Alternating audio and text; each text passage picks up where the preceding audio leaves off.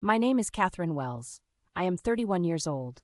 My mother walked into a conference room where she had no legal right to be, and within 12 minutes, my entire family had discovered that they meant absolutely nothing to the man who had saved my life. That morning, I held the brass pen in my hand, the one Marcus had given me when I was 14, the one with his initials engraved on the clip, warm and heavy like something real. I kept turning it over in my fingers, watching the light catch the metal, thinking about how you can hold something for so long that it becomes part of your hand.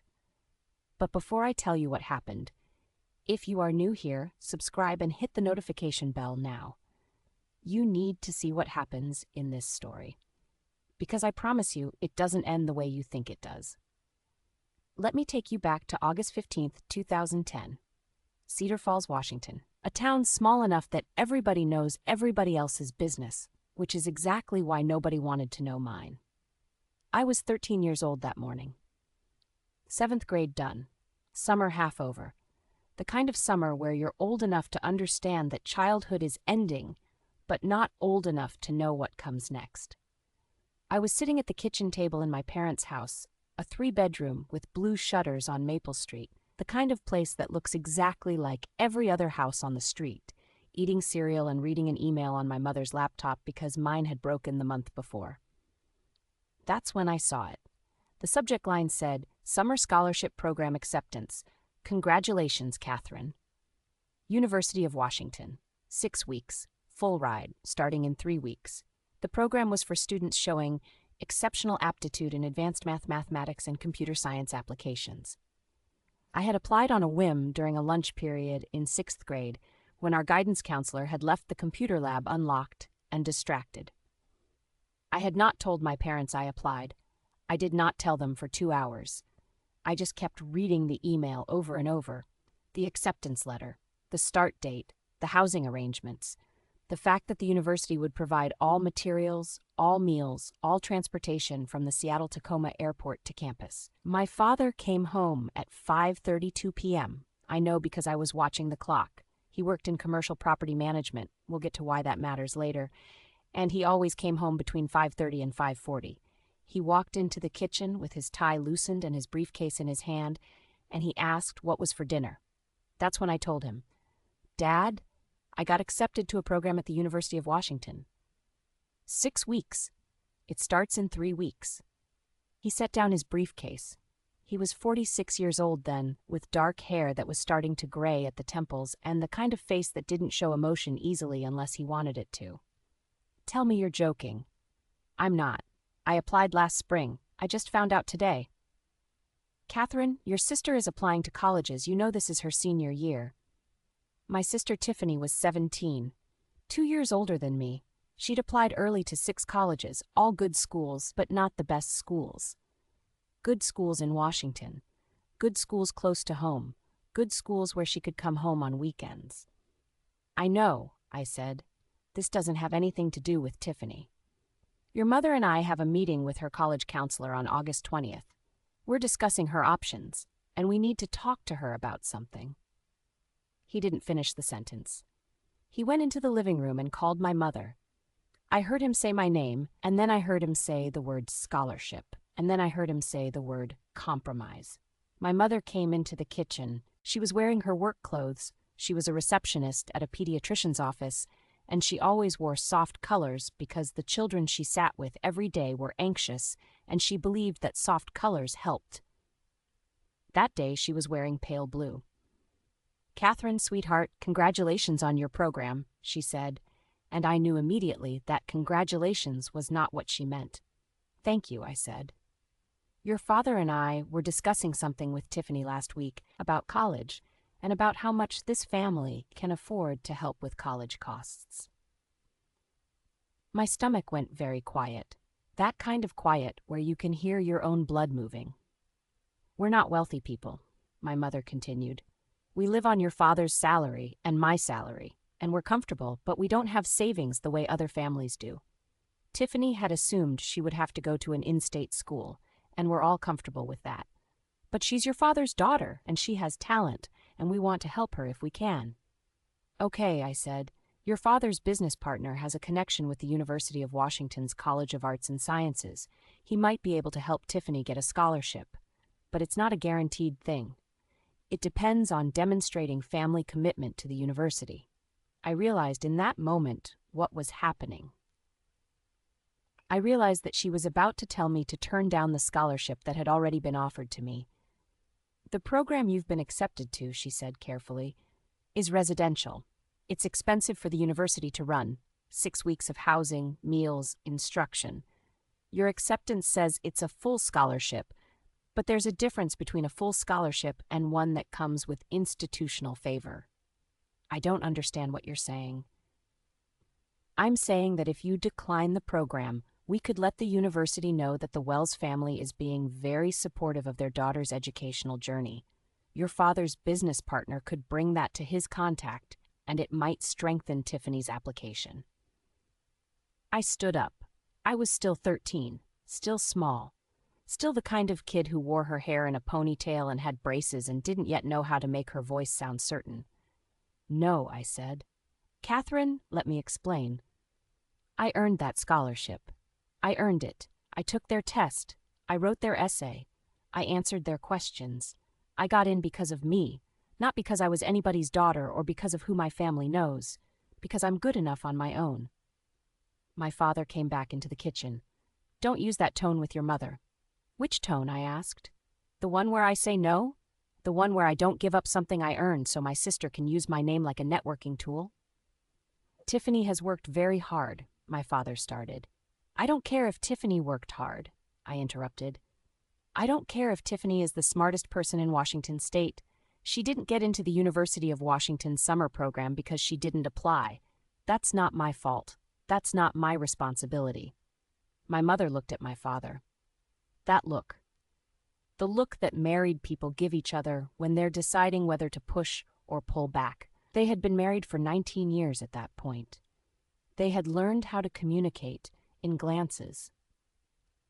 Go to your room, my father said. I went. I went upstairs and closed my door and sat on my bed and tried to convince myself that they would change their minds, that they would come in and tell me how proud they were, that they would say, of course I should go, of course I should take the scholarship, of course I should build my own future, instead of being the prop in my sister's story. They didn't come in. My mother came in at 7:45 p.m. She sat on the edge of my bed and took my hand. This was her best move. This was the thing she was good at, the tender approach, the appearance of understanding. Sweetheart, she said, Tiffany is struggling. You know this. You know she hasn't always had things come easily to her. That's not my problem, I said. She's your sister. Family helps family. Family makes sacrifices. Then let me make my own sacrifices, not ones you decide for me. This isn't a small thing. My mother said, if you turn down our request and go anyway, things will be different. Different how? She didn't answer. She just squeezed my hand like I was already leaving, like she was memorizing the feeling of my fingers before I disappeared. Different, she repeated. I pulled my hand away. I earned this. I'm going to that program, and I don't care if it's different after. I did care. I cared very much. But I said I didn't, and sometimes saying you don't care is the same as not caring, or close enough that nobody can prove the difference. My father came in at 8:15 p.m. He sat in my desk chair. He did not sit on the bed. He did not try to touch my hand.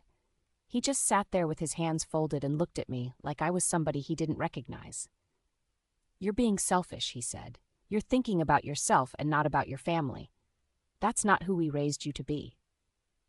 You raised me to be smart, I said. You raised me to work hard. You raised me to get scholarships. You didn't tell me that all of that was supposed to end if my family asked. Family is the most important thing, he said. That's what we taught you. Then why does family only matter when it costs me something? I asked. When does it cost you? He stood up. He opened my bedroom door. Pack a bag, clothes, your important things. You're going to stay at your friend Sarah's house for a while. I stared at him. What? You heard me. Pack a bag, one duffel bag. You're going to go to your friend's house and we're going to figure out what comes next. Are you kicking me out?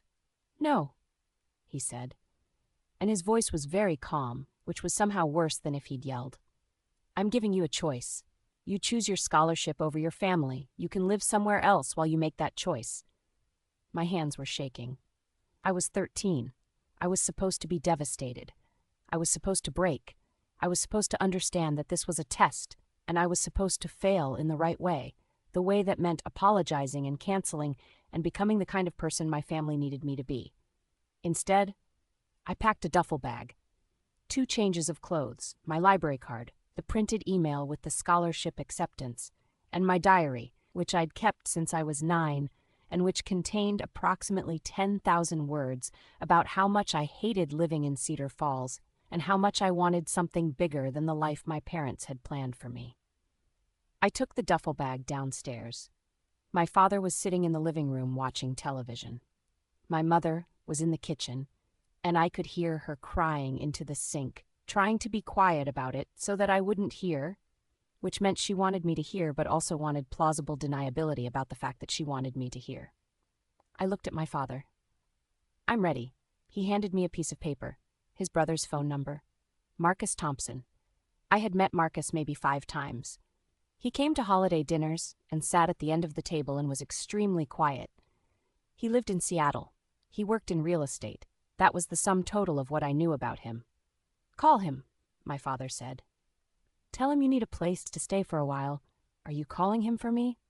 No, you're going to show your independence. You're going to call him yourself and ask for help. That's what you want, isn't it? Independence? I looked at the phone number. The numbers seemed very black on the very white paper. I went to my friend Sarah's house. Her mother, Beth, was a teacher, and she always had the kind of patience that made you want to cry just because someone was willing to listen. Sarah wasn't home. She was at soccer practice, but Beth made me tea and asked me exactly 3 questions and then said I could sleep in their guest room. The next morning at 8 a.m., I called the phone number on the paper. Hello? A man's voice. Careful, like he was expecting bad news and had already decided how to absorb it. Hi, is this Marcus Thompson? It is. Who's calling? I'm Catherine Wells. I'm your brother's daughter. I think you know that. I need to ask you something, and I need you to know that my father told me to call you. But I'm also choosing to call you. I wanted to be clear about that. I'm choosing to ask. Silence. The silence that happens when someone is deciding whether to help you or protect themselves. Catherine, he said finally, what do you need? A place to stay. For a while. Or maybe for longer. I'm not sure how long. I got into a scholarship program at the University of Washington. My parents wanted me to turn it down. I didn't. They told me to leave, so I left, and my father said to call you. More silence. Where are you right now? At my friend's house, in Cedar Falls. Do you have a way to get to Seattle? I don't know. I have money saved up, $53. I could take a bus, maybe. Don't take a bus, he said. I'm coming to you. What time can you be ready in 3 hours? I looked at my watch. It was 8:12 a.m. 3 hours meant 11:12 a.m., meant daylight, meant a decision made in the brightness of morning where everything was real and consequential. I can be ready, I said. Good. What's the address? I gave it to him. He didn't ask any more questions. He just said he'd see me at 11:15 a.m., and he hung up. Beth drove me to pick up my duffel bag from Sarah's house. I went inside and took the bag and looked at the house where I'd grown up, the blue shutters and the front door with the knocker shaped like a lion, the mailbox with our family name on it. I had the very strange thought that I would never live there again. 13-year-olds don't usually have the clarity to know something like that. Usually you think everything is temporary, that everything can be fixed, that you'll go back to your normal life and none of this will have been real. But I knew. I knew with the kind of certainty that feels like foreknowledge, like I was remembering the future instead of imagining it.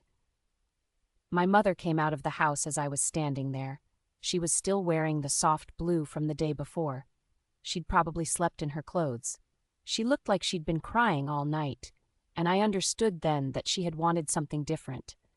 But she'd let my father decide, and now she was going to have to live with the version of events where she'd let him decide. Catherine, she said, please don't do this. I didn't do this, I said. You did. If you leave, things will be different when you come back, I I know, I said. That's why I'm leaving. She reached out like she might touch my face, and I stepped back. Beth was waiting in her car.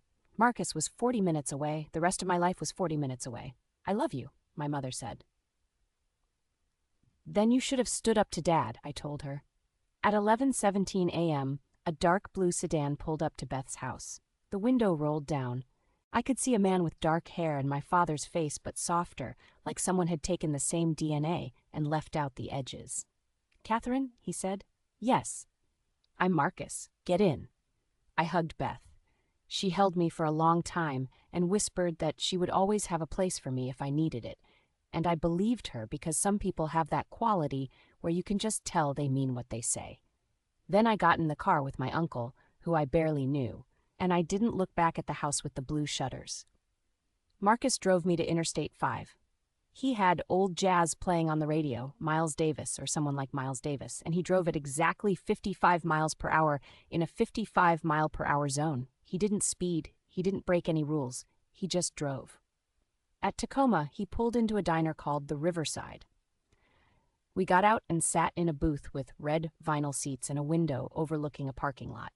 A waitress came, and I ordered a grilled cheese sandwich and a glass of milk.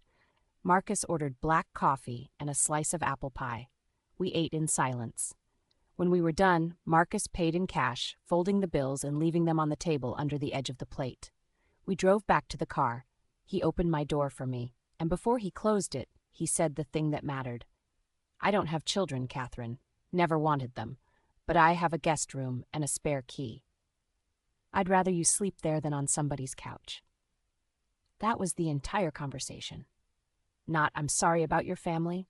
Not, things will get better. Not any of the things people usually say.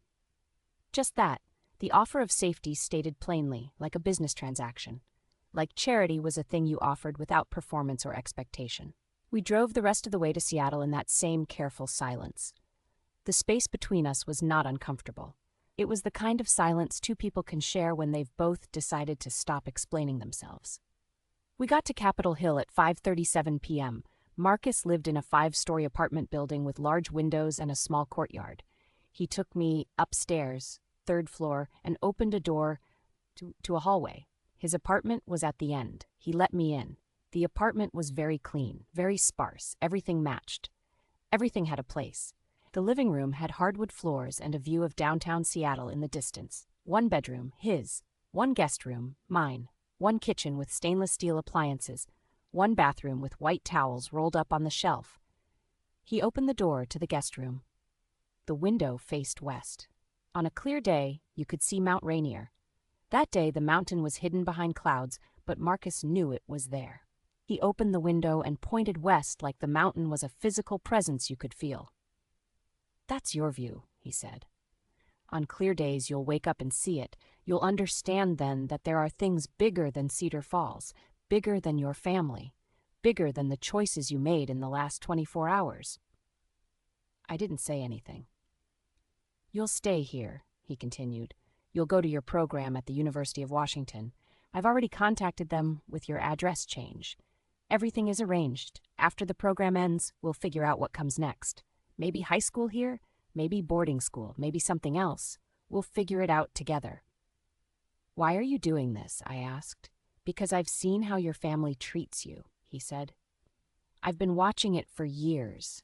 The way your father corrects you, the way your mother doesn't defend you, the way your sister gets treated like a glass egg that might break. You're the strong one. They're scared of you, so they're trying to break you into something smaller. He paused. I'm offering you a different option. You don't have to take it, but the option exists. Then he left me alone in the guest room. I sat on the bed, white duvet, 2 pillows, a lamp on the nightstand, and I held the duffel bag with all my things in it, and I understood that my life had divided into 2 parts, the part before and the part after. That was August 15th, 2010. I was 13 years old. I had 1 duffel bag, 1 scholarship, and 1 uncle who had decided to be my family. The next 15 years would prove that he understood something about me that my parents never had, that I would rather be alone than be broken, that I would rather leave than apologize for being smart, that I would rather start over than compromise who I was. those 15 years would also teach me that family isn't something you're born into. It's something that decides to show up.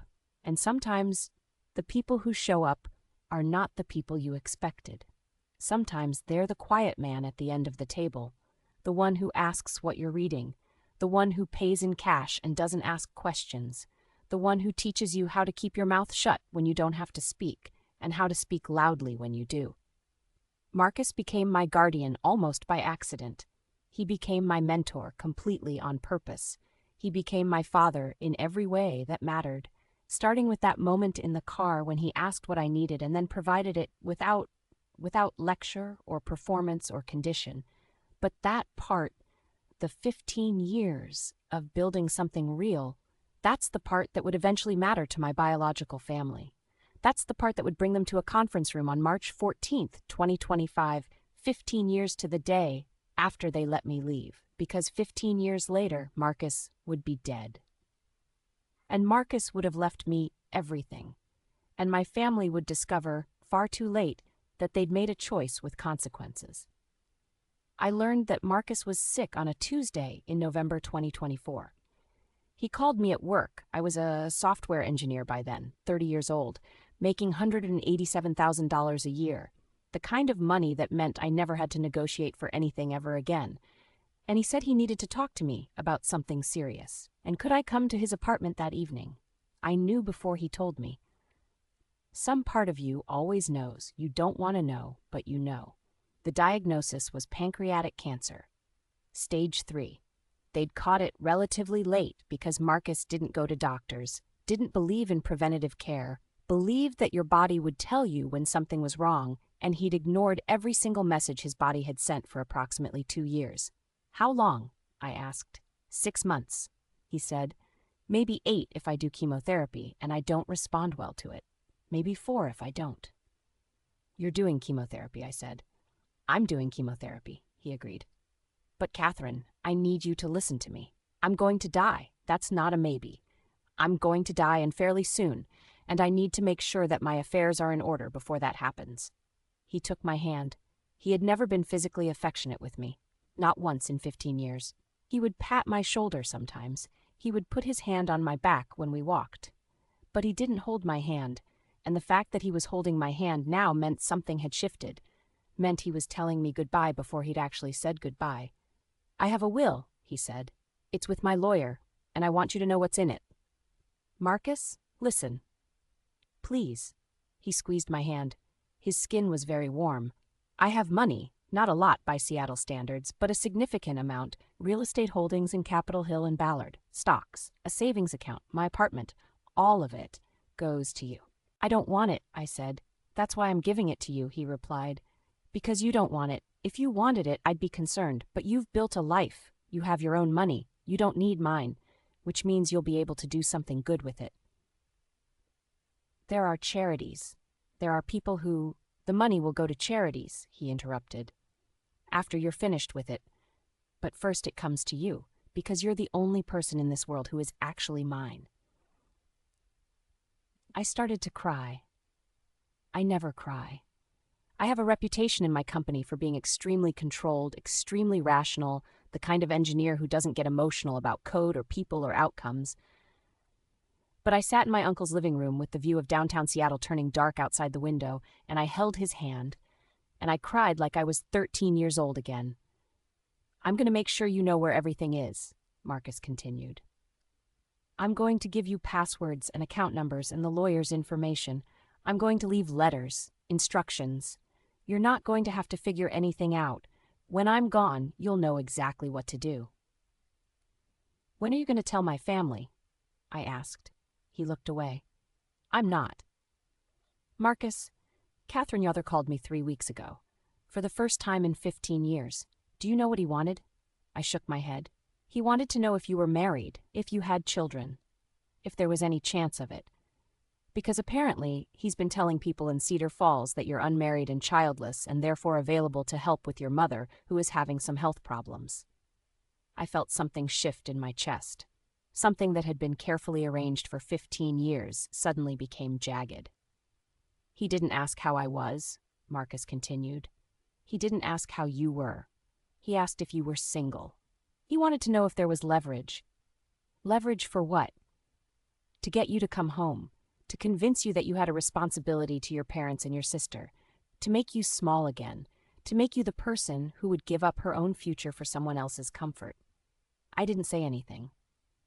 So no, Marcus said. I'm not going to tell them I'm sick. I'm not going to give them the opportunity to show up with flowers and apologies. They made their choice. They're going to live with it. What about the will? I asked. It's public record. Once you die, it becomes public, he finished. And that's when they'll know. That's when they'll understand that all the years of not calling, not visiting, not even remembering my birthday, all of that was a choice, and their daughter chose me, and I chose her back. He released my hand. He turned to the window, and I could see his reflection in the glass.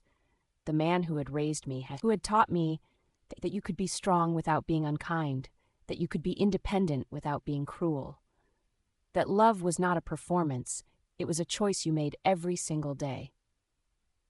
I'm going to fight this, he said. I'm going to do the chemotherapy and I'm going to buy myself some time. But I want you to understand that this isn't a fight I'm trying to win. It's a fight I'm trying to extend. And when I can't extend it anymore, when the pain gets bad enough, I'm going to stop fighting. That's my right. That's my choice. And I need you to understand that now so you don't spend my last months trying to convince me to do something I don't want to do. I understand, I said. Good, he turned back to me. Now let me show you where I keep the insurance information. Marcus lived for 6 months. Not 4, not 8. 6 months almost exactly, like he'd made a deal with time and enforced it through sheer will. He did chemotherapy twice a week. He kept working until February. He bought a new car in January, which seemed insane until I understood that he wanted to know that he was still capable of the luxury of wanting something. In March, he stopped leaving the apartment. In April, he stopped getting out of bed. In May, he stopped talking. I moved in with him the day he came home from the hospital for the last time. I slept on a chair in his bedroom. I read him articles from the New York Times. I played jazz, his Miles Davis, his John Coltrane, on speakers he'd bought specifically so that I could play music for him while he died. On May 17, 2025, at 3:47 in the morning, his breathing changed. I called the hospice nurse. She came and she checked his vitals, and she said what hospice nurses always say. It's close. It could be hours or days. You should call the people who matter. I called the one person I wanted there. My friend Sarah, the girl whose mother had taken me in when my family kicked me out. She came. She sat with me. She held my hand the way Marcus had never held mine, and that was how he would have wanted it. He wouldn't have wanted performance. He would have wanted reality. Marcus died at 4:58 in the morning. The sun was just starting to come up. The window faced west, but you could see the light changing in the east, the city waking up, the world continuing without him. I didn't cry. I sat with his body, and I held his hand. Cold now, so different from the warm grip he'd had that November night. And I didn't cry because he'd taught me that grief is something you move through, not something you perform. The funeral was small, 23 people. His colleague from work, 2 neighbors, my friend Sarah and her mother Beth. Some people from the real estate industry who'd respected him enough to show up, the lawyer who'd drawn up his will. My family wasn't there. I hadn't invited them. I hadn't called them. I hadn't done anything to bring them into the moment of the person who mattered most to me leaving the world. But they found out. Of course they found out, because Cedar Falls is a small town, and even though the funeral was in Seattle, one of Marcus's real estate contacts knew someone who knew in Cedar Falls who mentioned that Marcus Thompson had passed away, and within 48 hours, the news had filtered back to my mother. She called me. I didn't answer. She texted me, "Catherine, I'm so sorry about Marcus. We're thinking of you. Call us." I blocked her number. I blocked my father's number. I blocked my sister's number, all in the space of 15 minutes. 4 calls, 7 minutes. I did not yell. I did not threaten. I just pressed the block button and watched the options disappear. And then I waited, because I knew what was coming next. I'd heard Marcus describe it years ago when he was talking about the psychology of people who've made irreversible mistakes. First, they try the gentle approach. If that doesn't work, they escalate. They show up. They force themselves into spaces they haven't been invited into. They rewrite the past so that they're the victims of distance instead of the architects of it. 3 days after the funeral, they came. My father drove from Cedar Falls to Seattle, 6 hours and 40 minutes. He arrived at my apartment building at 2 in the afternoon. He didn't call ahead. He didn't ask if it was a good time. He parked in the lot, took the elevator to the 5th floor, and knocked on my door. I almost didn't answer it. Actually, no, I did answer it, because I needed to know. He was standing in the hallway wearing a blazer and khaki pants, like he'd gotten dressed for an important meeting. His hair was grayer than it had been in the last video I saw him in. I had one video from my sister's college graduation in 2012, where my father had said a few words about her future, and I'd watched it exactly once to see what a voice sounded like when it said my name in absence. "Catherine," he said, "can we talk?" "You have 5 minutes," I said.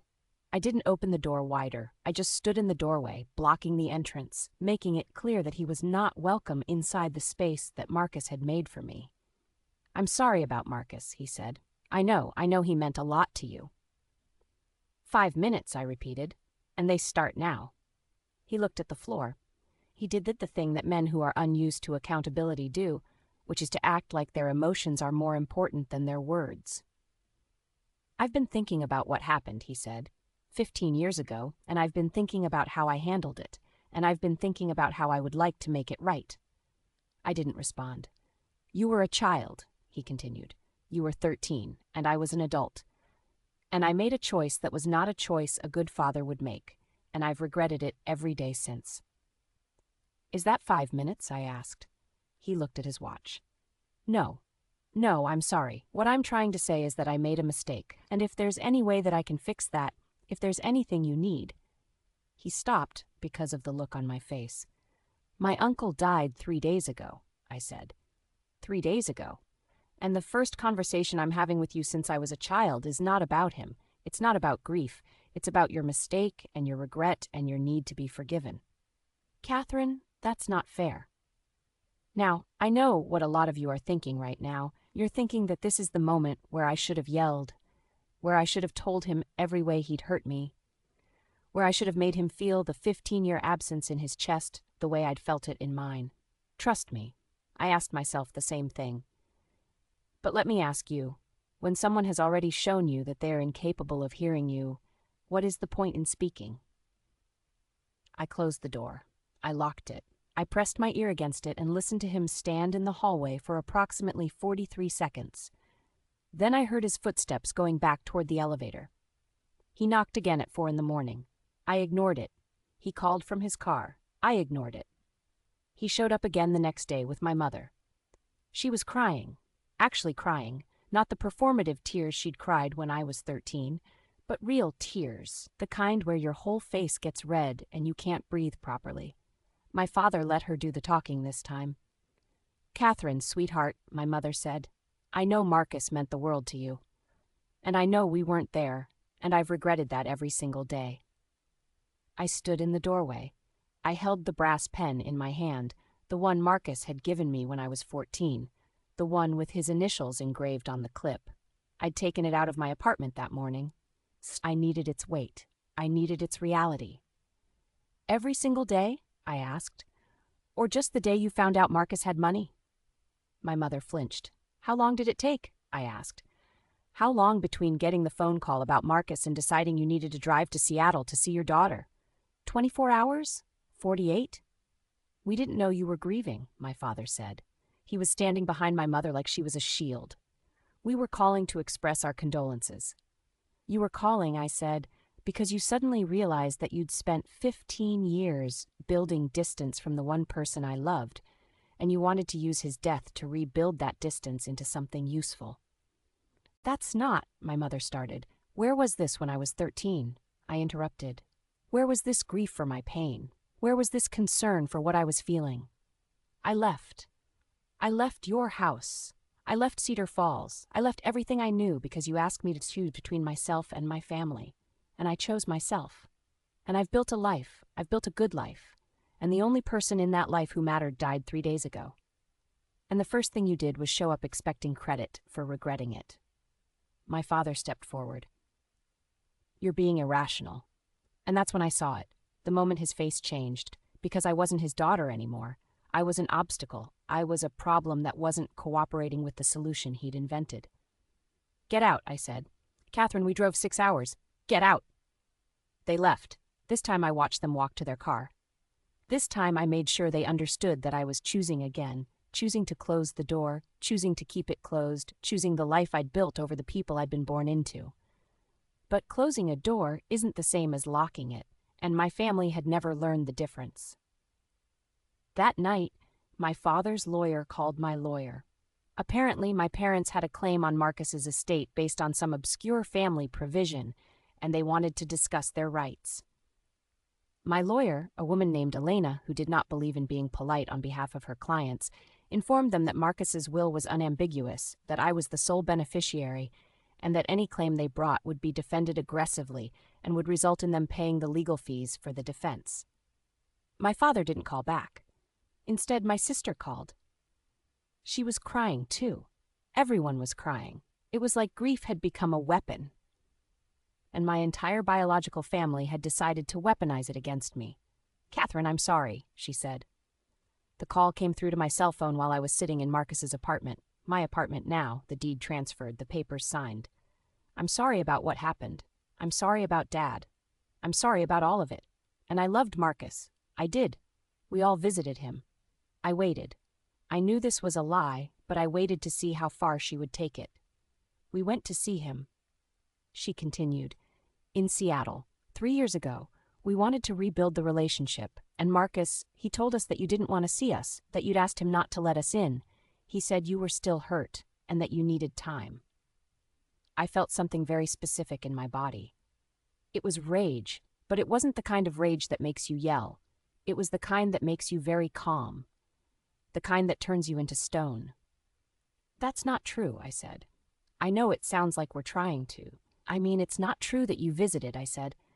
If you came to this apartment and Marcus didn't tell me, then he lied to me. And Marcus never lied to me, ever. So either you didn't come, or you're lying right now. Silence. Which one is it? I asked.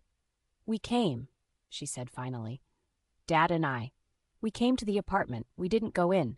We just wanted to see where you lived, to know that you were safe. You're standing outside my home watching it like I'm an animal in a zoo, and you're telling me you did it out of love? We didn't know how else to show you we cared, she said. And the thing was, I could hear the truth in her voice. She genuinely didn't know. She had been raised to believe that watching was enough, that performing care was the same as providing it, that if you showed up, you didn't have to actually do anything. I'm going to say something, I said, and I want you to listen without interrupting. Okay, she whispered. 15 years ago, Marcus was the person who showed up. He didn't perform anything. He didn't make it about his feelings. He just provided a bed and paid for food and made sure I got to my program. He didn't ask me to forgive him. He didn't ask me to come home. He didn't ask me to make him feel better about his choices. He just treated me like a person worth investing in, and he did it without expecting anything back.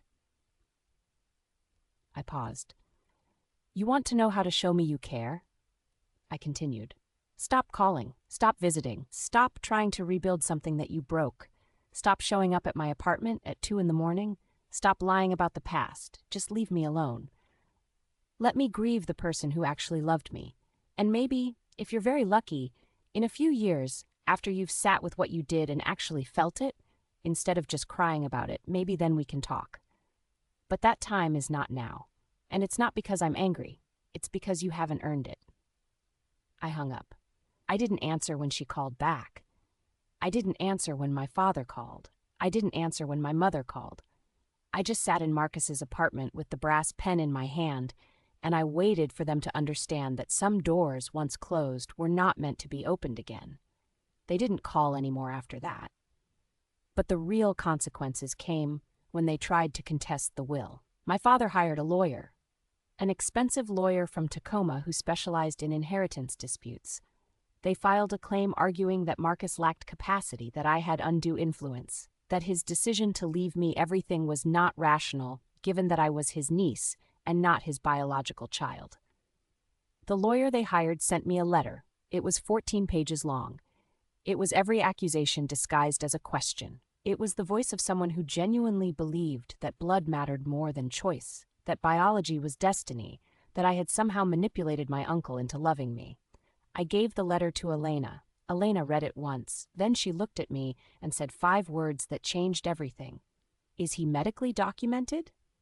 "What do you mean?" I asked. "Marcus's will," she said. "Do you have documentation from his doctor about his mental state at the time he signed it?" I did, because Marcus had understood that people would contest his love.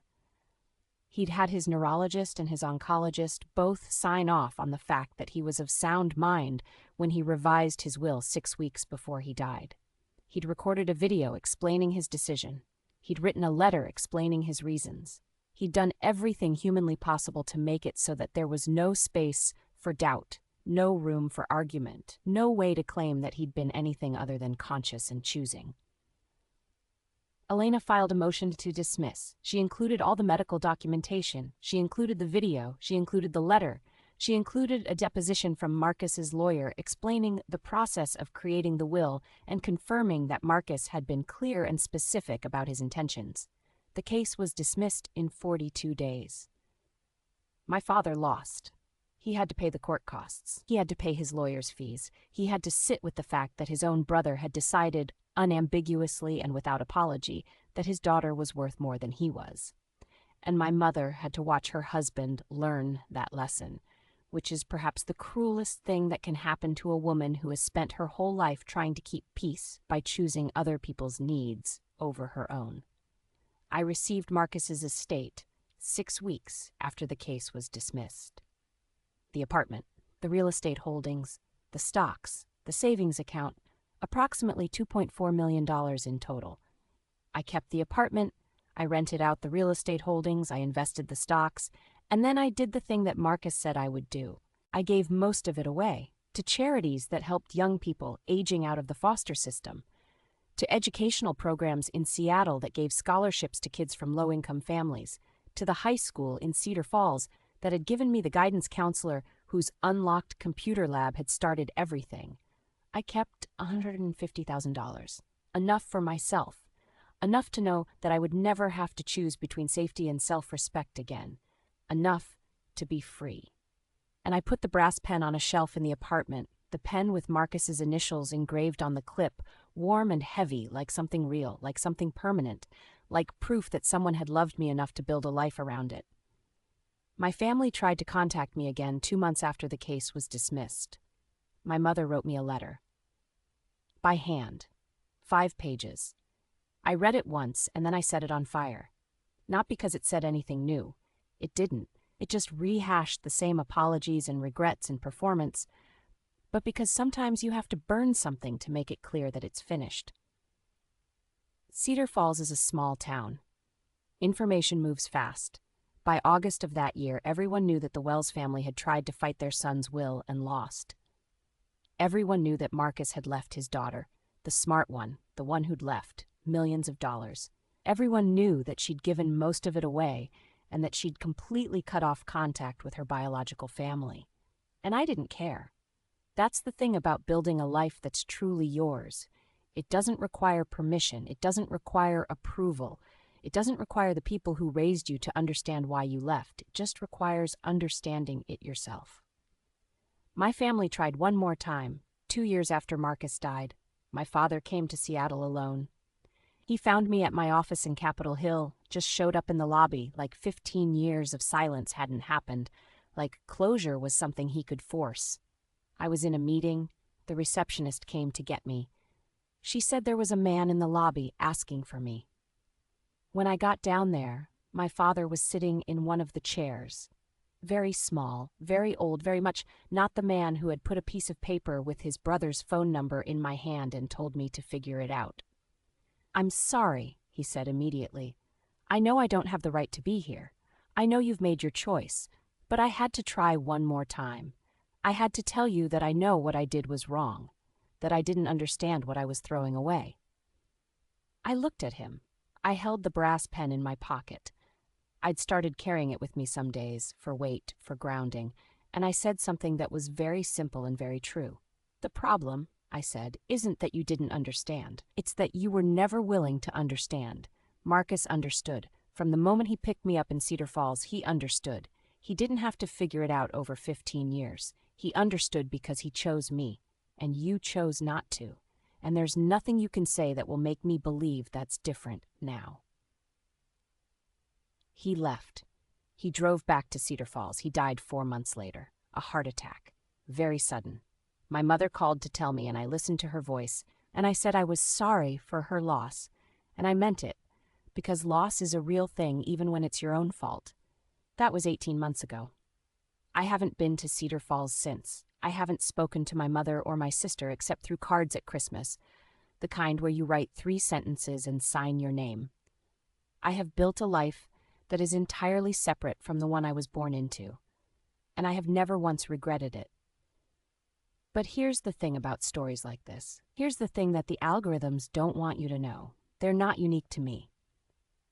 Maybe you're the one who's been told that your success is selfish, that your achievements are arrogant, that standing up for yourself is betraying the people who raised you.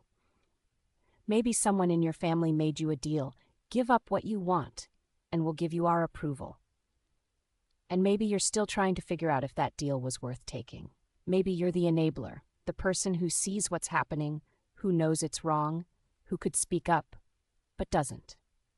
Who comes home and tells yourself that it's not your fight, that it's complicated, that there's no point.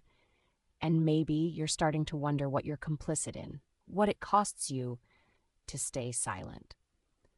Or maybe you're the Marcus, the person who saw someone breaking and decided to fix it. The person who showed up without fanfare, who offered safety without expecting performance, who loved someone not because you were obligated to, but because you chose to. If you are the narrator of your own story, my question for you is this: is the ending the one you're willing to live with? Drop selfish or boundary in the comments. Tell me which one you are. I read every single one. If this story meant something, if it changed how you think about family, about standing up for yourself, about what it means to be loved, hit like and subscribe. New stories every week. Thank you for listening.